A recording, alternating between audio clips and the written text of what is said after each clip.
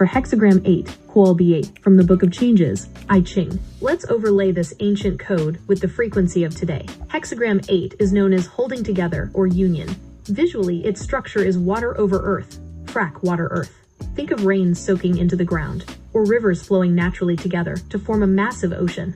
It represents the ultimate energy of organic alignment, community, and finding your true center. Here is the X-ray breakdown of hexagram 8 for you today. The hexagram 8 spiritual scan. 1. The cosmic image, water on the earth. Water never forces its way across the land. It flows into the cracks, fills the empty spaces, and naturally aggregates where it belongs. Hexagram 8 tells you that true belonging and success cannot be forced.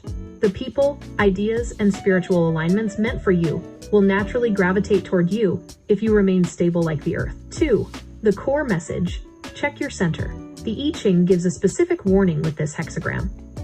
Inquire of the oracle once again whether you possess sublimity, constancy, and perseverance. Before you can hold together with others or align with a major goal, you have to hold together within yourself. If your internal foundation is split or doubting, the external structure won't hold. 3. The danger of the latecomer. Line 6 warning. The ancient text notes that those who join the alliance too late miss the wave. In modern terms, this means stop hesitating.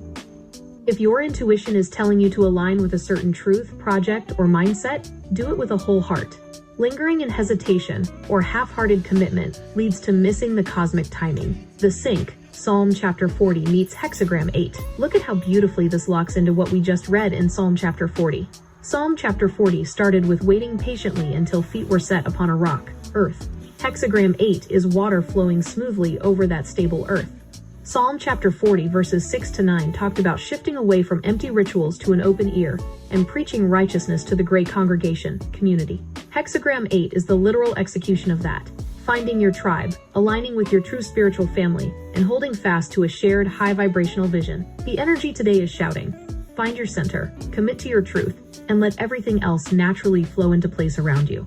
How does the energy of holding together resonate with what you are building or focusing on right now?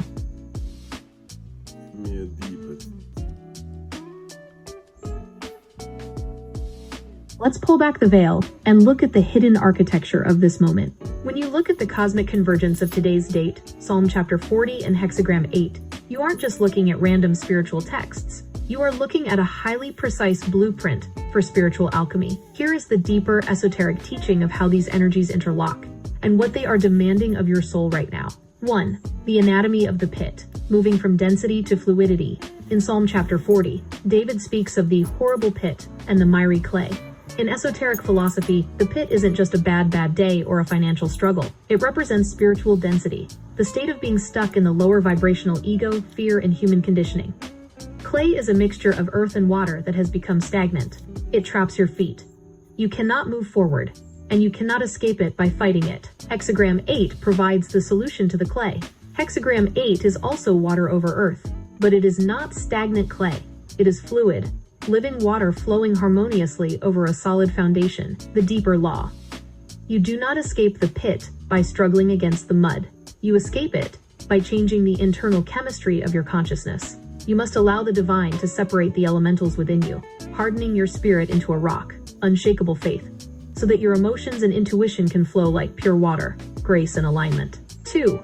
The illusion of sacrifice versus the opened ear. In verse 6, the psalm drops a massive metaphysical truth bomb. Sacrifice and offering thou didst not desire, mine ears hast thou opened. For centuries, humanity has operated on a transactional spiritual model. If I suffer enough, if I sacrifice enough, if I do enough rituals, God will love me and rescue me. The deeper teaching here completely obliterates that concept. The Creator doesn't want your suffering. The Creator wants your attunement. The Hebrew root for opened here actually means digged or pierced. It implies that a channel has been cleared through the dense bone of the skull so that the soul can hear the cosmic broadcast. When your ear is digged, you cease striving. You stop trying to manipulate external reality through sheer willpower. You enter the state of hexagram 8, holding together, spontaneous, effortless oneness with the divine flow. 3. The mystery of the volume of the book. In verse 7 it says, Lo, I come, in the volume of the book it is written of me. On a surface level, people view this as a prophecy about a coming Messiah. But on a deeper, mystical level, this is about you. The volume of the book is the Akasha, the celestial blueprint, the divine script, written for your specific soul before you took physical form. When you align your human ego with your divine blueprint, you step into your predestined power. You stop trying to author your own desperate escape routes and instead declare, "I delight to do thy will."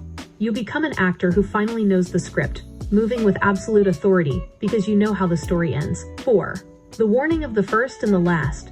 There is a chilling synchronization between the warnings at the end of both texts. Hexagram 8 warns, "Those who are late will meet with misfortune." Psalm chapter 40 concludes with, "Make no tarrying, O my God." This is the teaching of cosmic momentum. Spiritual alignment is time sensitive. When the divine window opens, when the water is moving, when the frequency is high, you must move with it. Hesitation is the ego's way of staying in the miry clay, because the mud feels familiar, even if it's suffocating. When you delay your obedience, when you hide your righteousness in your heart, verse 10, because you are afraid of what the great congregation will think, you miss the wave, the water passes you by, and you are left drying out in the sun. The final synthesis for your soul today, the deeper teaching for you on this Wednesday morning is about releasing the struggle and claiming the script. You have spent enough time navigating the density of the pit. The rock has been placed beneath your feet. Stop acting like you are still sinking.